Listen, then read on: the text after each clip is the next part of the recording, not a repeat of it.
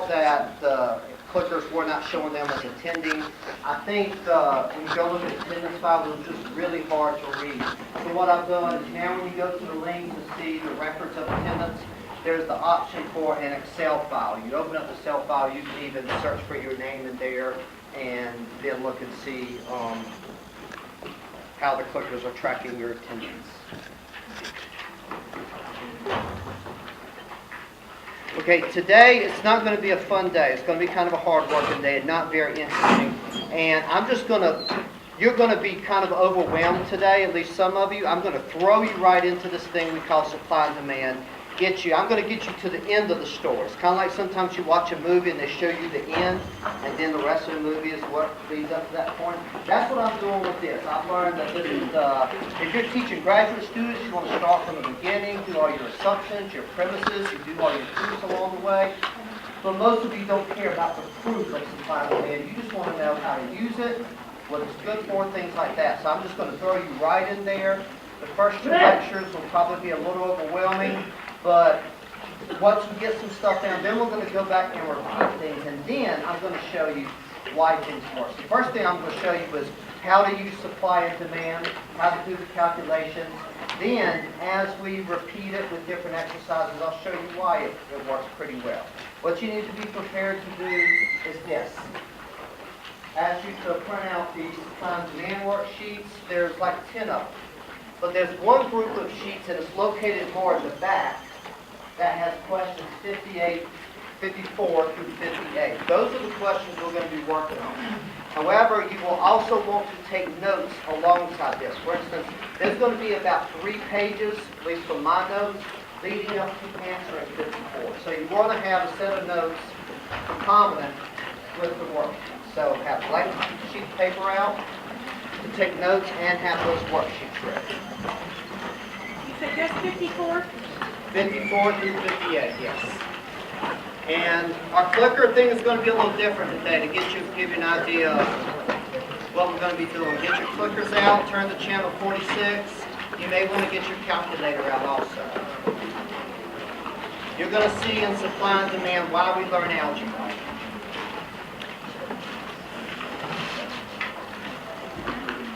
Clickers, channel 46. We need a bigger one. And remember, this worked well last time. What you're doing now is you're inputting a number. So you go into your clicker, you input the number that you think is the answer to this question, and then you have to tell it okay, and that submits your answer.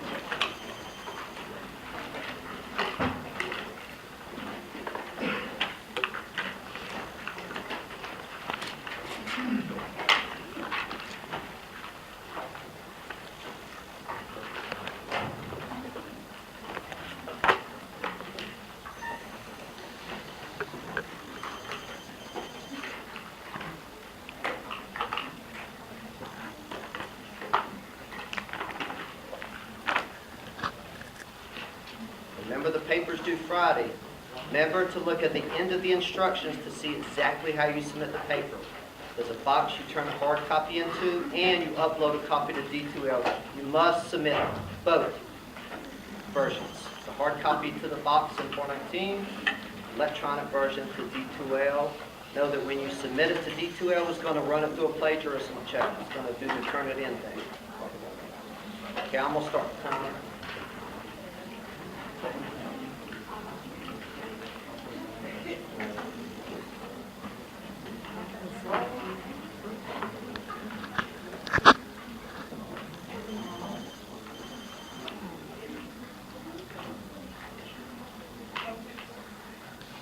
Okay, so almost all of you got that right. It's good. I know this is very, very easy, and all the stuff we're going to do is very, very easy for most of you.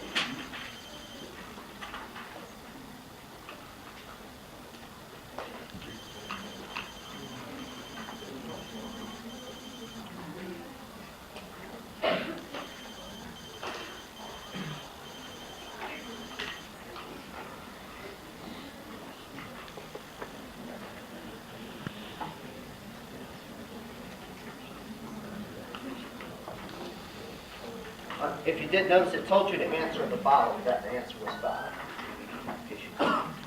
To the last one.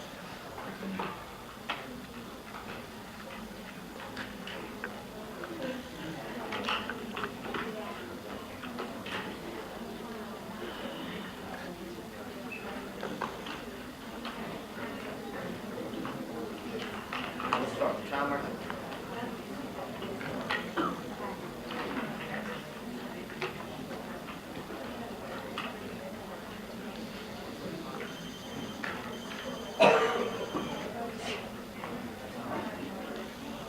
Okay, good. Almost all of you remembered that the formula for a right triangle is 1/2 times the base times the height. One thing we're going to do in here today, raise your hand if you're involved in swine production in any way. Okay, there's this thing called a pork checkoff. Unless it's changed recently, basically whenever you sell a hog, you have to give a certain, you're required by law to give a certain amount of money to this thing called the checkoff board. And that checkoff board runs pork advertisements. The pork, the other white meat that was funded by the checkoff on behalf of swine producers. The law forces swine producers, because that's the only way you can make thousands and thousands of swine operators across the country coordinate to pull their money for advertisements. But obviously they want to see, do these advertisements that we're running work?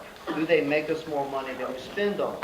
To answer that, you need supply and demand curves. You need to put numbers to things. And in the end, the answer to that question is going to come from a right triangle. So you have to know the area of a right triangle, which is why you learned that in elementary school.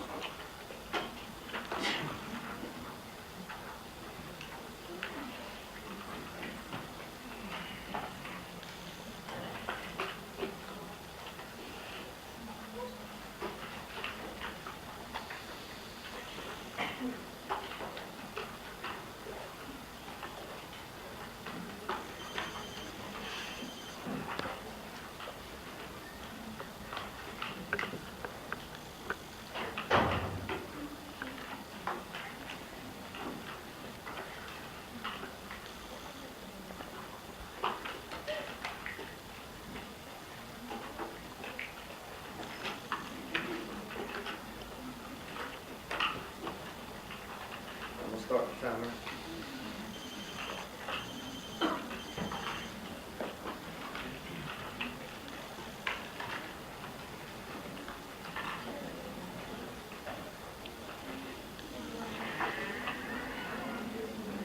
Okay, good. Most of you got that too. So I think we're all on good ground. For some of you who did not have good high school teachers in math, if I skip some steps today, and you want to know how I got there, please just come see me after class and we'll do whatever it takes to get you on sure ground. Okay, good.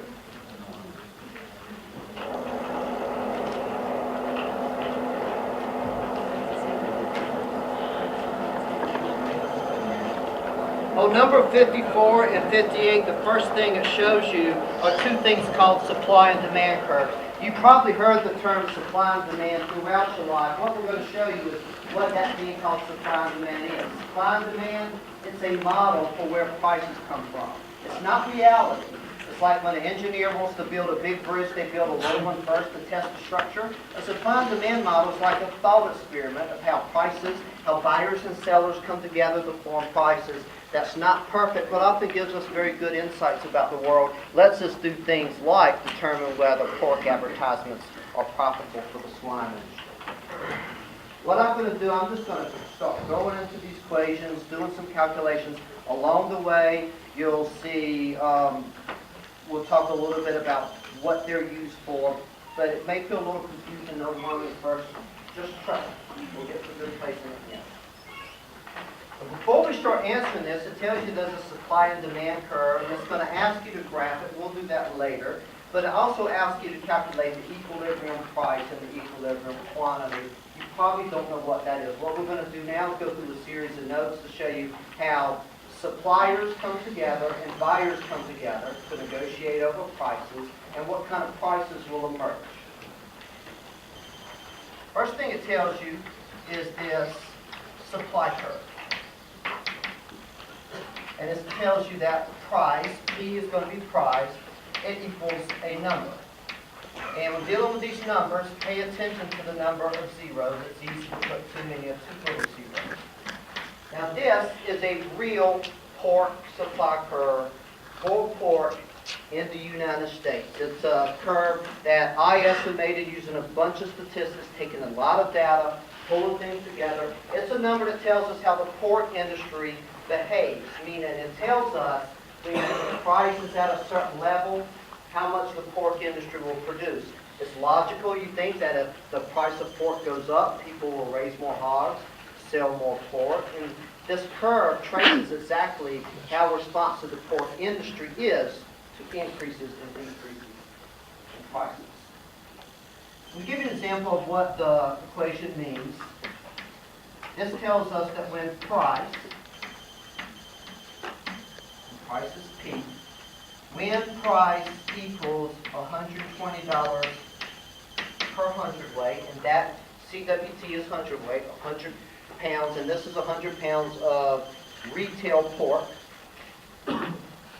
When price is this curve tells us the pork industry,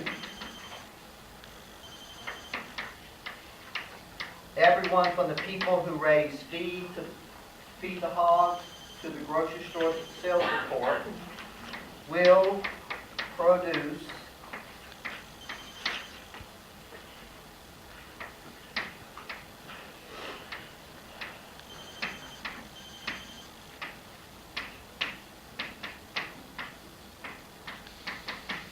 when the price is $120 per hundredweight, the pork industry will produce about 2.7 million hundredweight per month. That's what we see when I look at the pork industry in the data. That's how they tend to behave. Now to see how we got that, what we do is say, okay, the price was 120. The price is right here in this curve. So I just go over here. What I'm doing now is deriving where this number comes from. We're saying if the price is 120, so where I see P, I replace it with 120 price. Fill out the rest of the curve.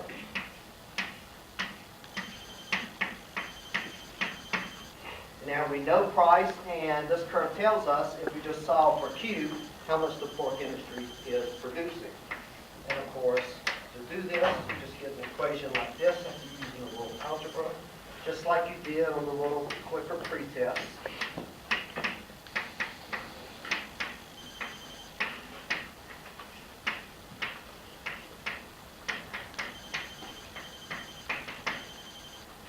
That's what the curve tells us. We're going to see that once we run some pork advertisements, this thing called demand is going to rise and the price is going to go up. And this curve is particularly useful because it tells us exactly when price goes up, how much more the pork industry will produce. And so now I'm going to show you what the number of the number. The price was 120. Now I'm going to say what if the price is 180. Now, when price equals 180, and remember this is dollars per hundredweight, then Q, quantity supplied, is going to be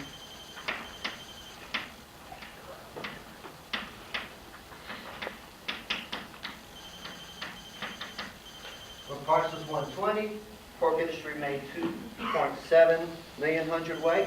Now with a higher price, they're producing a lot more pork. And how do we know that? Because again, you go into this curve, wherever you see price, you put in 180. You solve for what Q is, you end up with an equation like this. And when you work it out, you get the new number.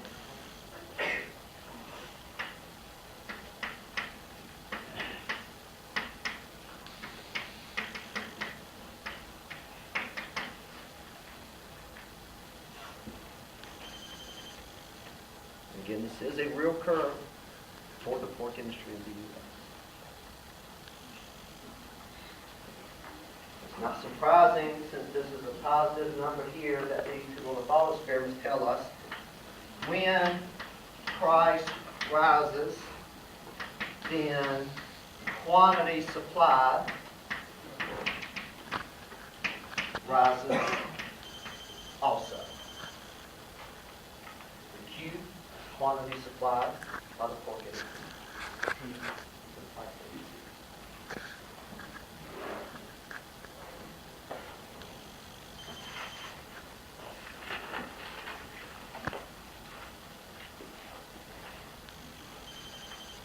That's the supply side of pork, but of course, they're making pork to sell to consumers.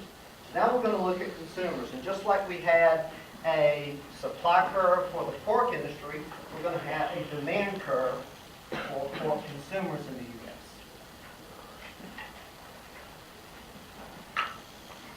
And we're going to use the curve to see how consumers change their purchases in response to price changes. And this is the same demand curve given on that worksheet for number 54. Demand. So now we're talking about consumers. Their demand curve telling us how they behave. Again, a real demand curve. Looks like this.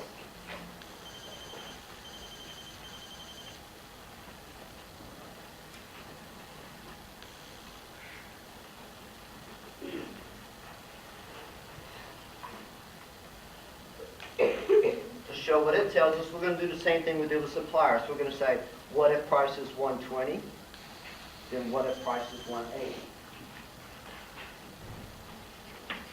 When price equals $120 per hundredweight, consumers buy 7.5 million. Hundredweight of pork per month.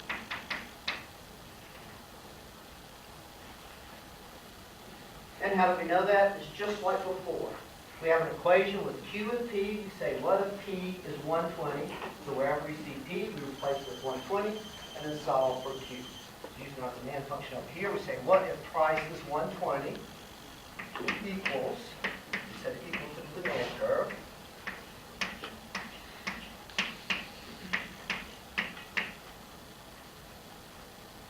And then we solve for Q.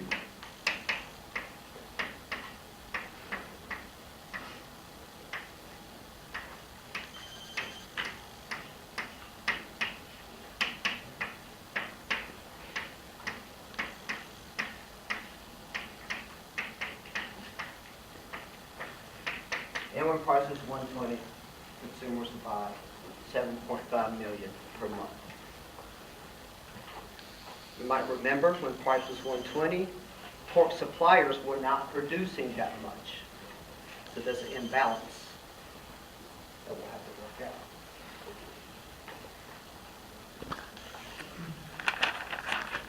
Well, that's it. Price is 120. Change the price to 180. So now we say, when price is 180, I'm going to go slow because I know you have to repeat some of this in your notes. You can just erase them.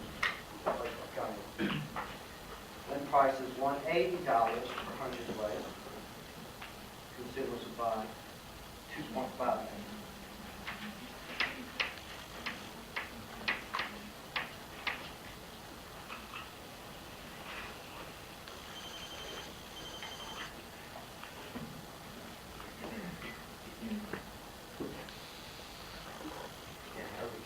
That's the same thing, these equations.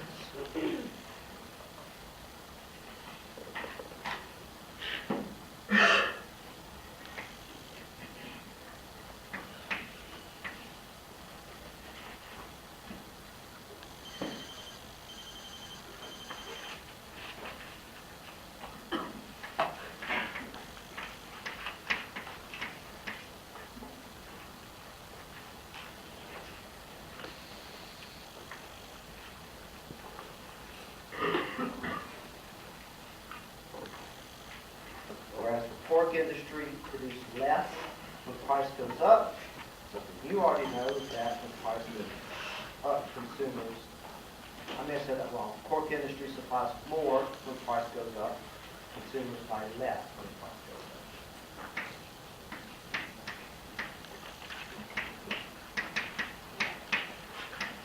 As the price goes up, quantity demanded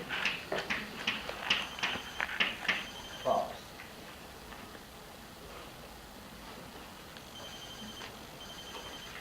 And this was a new section demand. I should have labeled it B. We had labeled that supply section A. I should have labeled that demand section.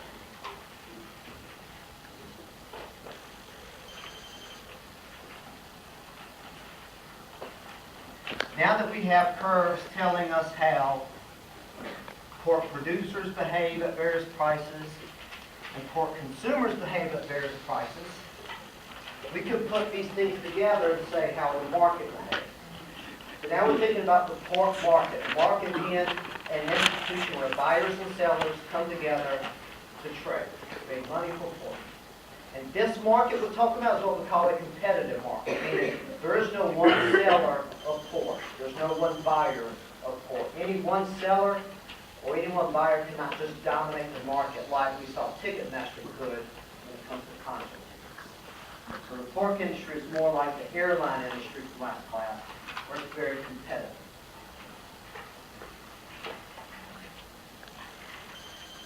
This will be section C, where we have supply and demand.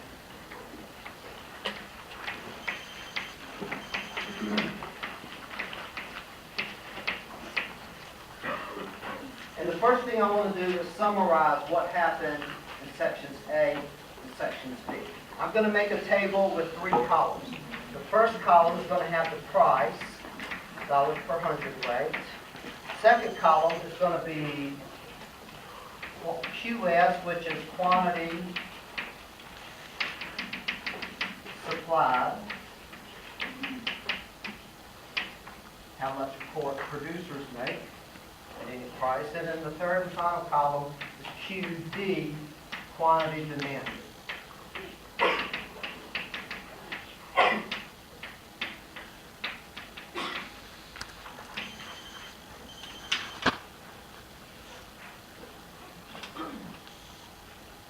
In sections A and B, we said, what if price is 120? Then what if price is 180? Now, I want to summarize everything that happened in this one table. So first, we'll look at what if price was 120, what if price was 180. Well, we saw that suppliers, when the price was 120, they produced 2.7 million. We pulled these numbers from the last section. And when price went up, they increased production to a little over 8 million. Price goes up, the pork industry sells more, not surprising. Now for consumers, when the price was 120, they bought 7.5 million. And then when price went up, they decreased their purchases to 2.5 million.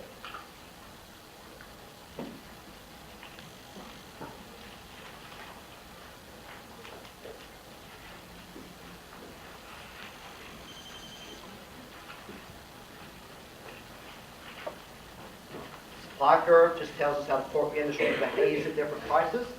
The demand curve just tells us how people like you behave at different prices. Now we're going to put them together in a market.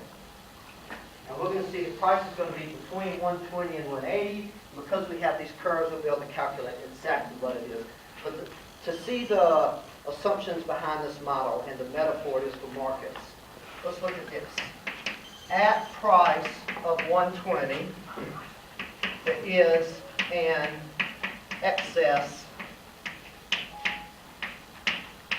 demand, which means quantity demanded was greater than quantity supplied. At that price of 120, consumers wanted a lot of pork, but the pork industry didn't want to produce near that much. Excess demand. That's an imbalance that can't last. This is a scenario where as soon as the grocery stores put pork on the shelves, it's immediately taken up. It's like everything is on sale for a fire sale. Consumers want everything and more. They ask for more. They say, I will even pay you more for this pork. Please just bring it. We like this price. And so when there's an excess demand in competitive markets, you think price is going to go up or down? Up. I think it was really easy. And price will rise. So we know we would never expect to see a price of 120 in the pork market, at least not for long, because consumers are going to bid the price up. So suppose it goes up to 180. At the price equals 180, it is, and that's a very high price, excess supply. Meaning quantity supplied is greater than quantity demanded. It's a high price. The pork industry produces over 8 million. This is a great price. They're producing just as much as they can, but the prices were high. Consumers are coming and they're not buying much. A lot is left on the shelves. Most of what the pork industry is producing, it cannot sell at that price, and so what happens to the price? It goes down.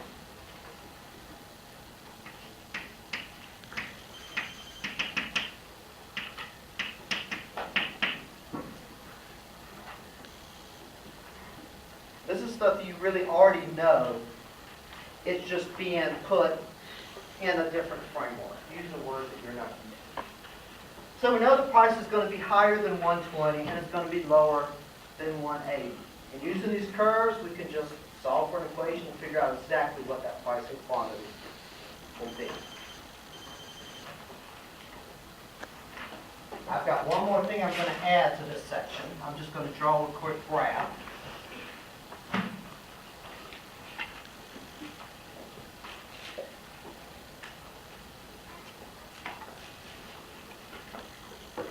This is a graph. Let me just write this up here. Price will converge to where quantity supplied equals quantity demanded. Here's my graph. On the y-axis, I'm going to have price. I'm going to have 180 here, 120 here, and I'm going to have a thing I call P with the superscript E. That's equilibrium price. I know the equilibrium price in the market, the price that's ultimately going to result is between 120 and 180. What are the numbers again? This is 180 and that's 120.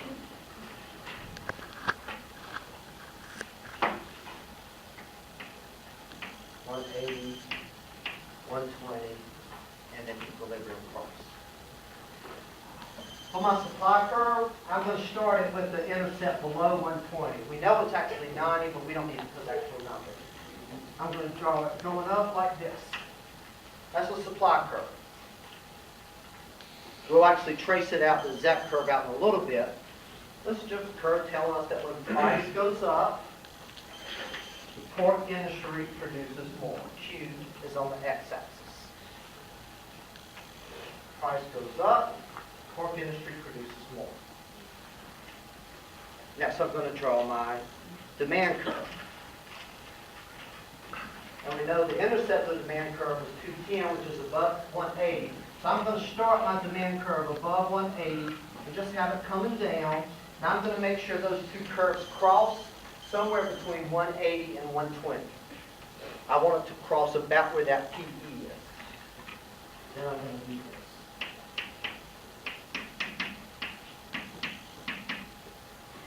I cross supply and demand. Where those curves cross, on the y-axis, that's P superscript E, the equilibrium price. That's the price that the market will end up setting. On the x-axis, it's going to end up at a point I call Q superscript E, equilibrium quantity. That's the amount of pork that will tend to be produced. And what the market's going to do, it's going to, when there's an excess demand, then price goes down, excess supply, price goes up, backwards. And the market doesn't want an imbalance. The market's going to make it such that eventually the amount of pork that people want to buy equals the amount of pork that people want to sell, roughly. Because only at that point are people generally happy with prices, meaning they're not trying to bid prices up, they're not trying to bid prices down. So when consumers go to the store and the amount they want to buy is the exact amount that's being sold, there's no pressure on prices to go up, no pressure on prices to go down, and so prices are going to stay there. And we call that an equilibrium price. There's no such thing as a real equilibrium price. This is a thought experiment. In a real market, these curves never stay still. Nobody ever knows exactly what they are. I estimated them the best I could, but they're very, very rough approximations. These are tools that we use to understand the market. They cannot predict the world perfectly. And what happens is the equilibrium price changes all the time. You don't know exactly what the market's going to do, but you do know this. Whatever that equilibrium price is, that's where the market is heading. People who speculate on prices, they place all their money betting that the price will eventually go to this equilibrium.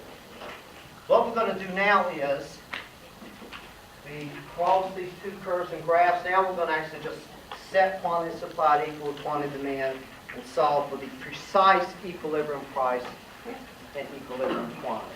This is going to be section D, called market equilibrium.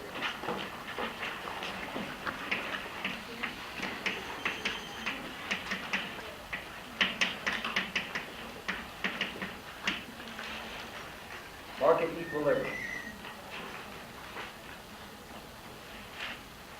It's an equilibrium price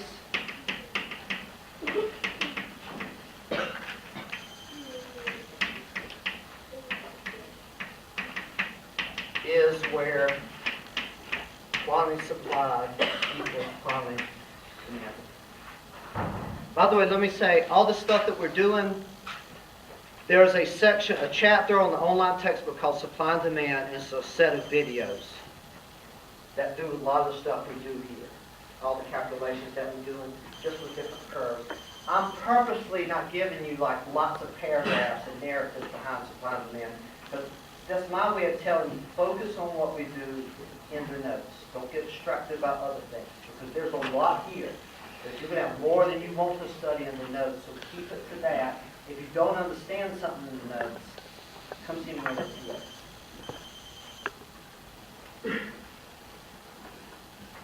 And so we set supply equal to demand, meaning we take our supply curve, 90 plus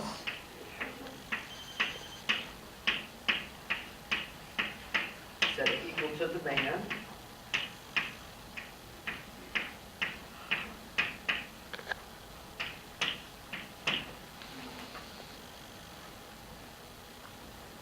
One equation, one unknown. This is like that third problem on the clickers. We just solve for Q. We find that Q is going to equal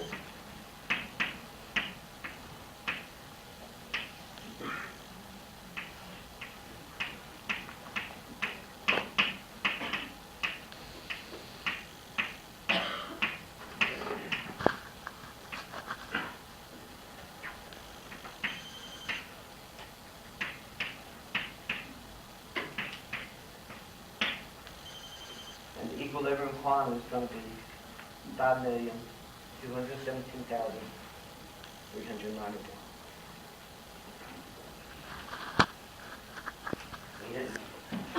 If the supply and demand curves could actually stay still, that's how much the market would end up producing, people would end up consuming every month. That's the equilibrium quantity. But usually what we're most interested in is the equilibrium price. And if we did this calculation right, we should be able to plug that equilibrium quantity into the supply curve and into the demand curve. It will spit out the same price, and that would be the equilibrium price. At QD,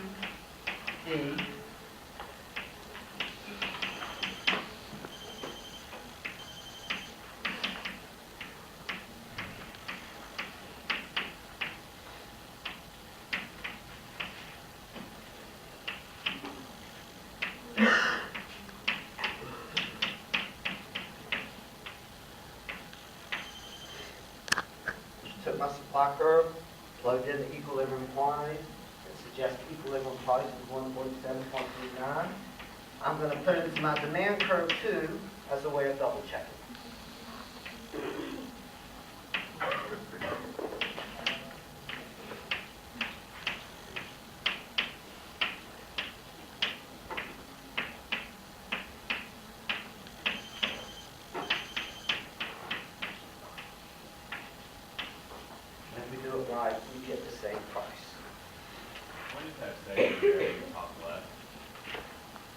very top left over here. This says at Q superscript E, so at the equilibrium quantity, equilibrium price is 147. Is the chalkboard like really dusty so you have a hard time reading it? Or is it just far? It's dusty.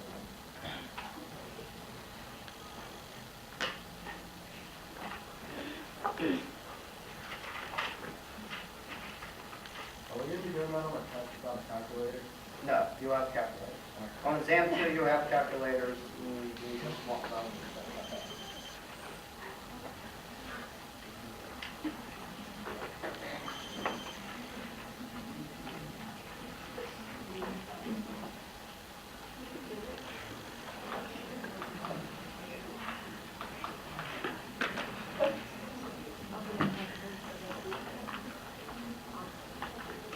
This is the last thing I want to do with this. It's another section of notes. But now we want to, because in the end, remember, next lecture we're going to ask, and actually next lecture I'm going to have a new pork advertisement that the pork checkoff is going to be running pretty soon. They gave me an advanced copy of it because they knew I was doing this. So I'm going to show you an advertisement the pork industry is going to run. Then we're going to say, well, what if the demand curve shifts up by a certain amount? Does this pay off? We need to be able to go from these curves and say, how much is the pork industry making? How much money is it making? Such that if people buy more, well then how much more are they making? And to do that, we use this tool called producer surplus, which is a right triangle. This would be section, yeah? E.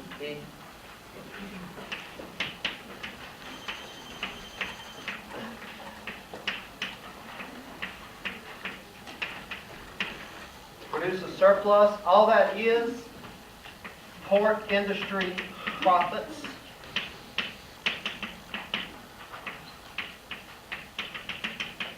So produce a surplus is the amount of money that the pork industry is making. Everyone, from the hog producer to the grocery store, at least making off pork industry profits minus the opportunity costs. So when we ask how much is the pork industry making, when we use producer surplus, it's the amount of profits that everybody involved in pork production is making off the amount of pork that's produced when you take into account the opportunity cost. What I'm going to do, I'm going to have another diagram. Q is going to be on my x-axis. Price is going to be on my y-axis. I'm only going to have two numbers on this y-axis. 90, that was the intercept for the supply curve, and 147.39.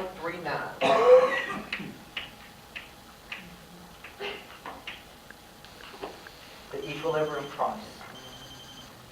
I'm going to draw a supply curve. You can draw it any shape, it doesn't matter. But what I'm going to do, and I draw it from 90 because 90 is the intercept, I go from my equilibrium price, I make a dotted line until it hits the supply curve. Then it goes down. This is the pork industry supply curve. At the equilibrium price, the pork industry is going to produce the equilibrium quantity. 5, 2, 1, 7, 3, 9, 1. Three numbers.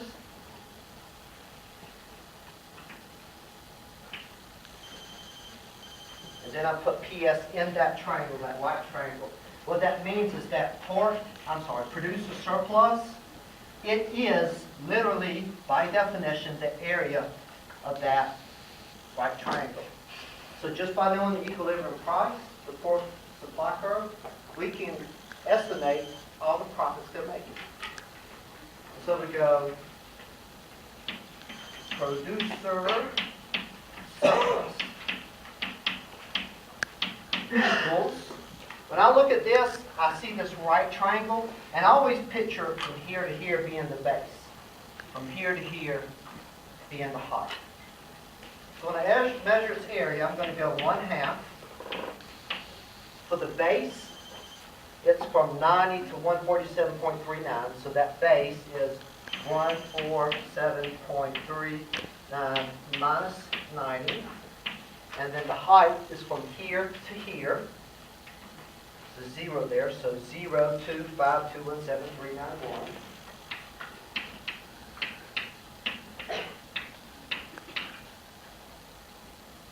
So we're going to be using some pretty big numbers.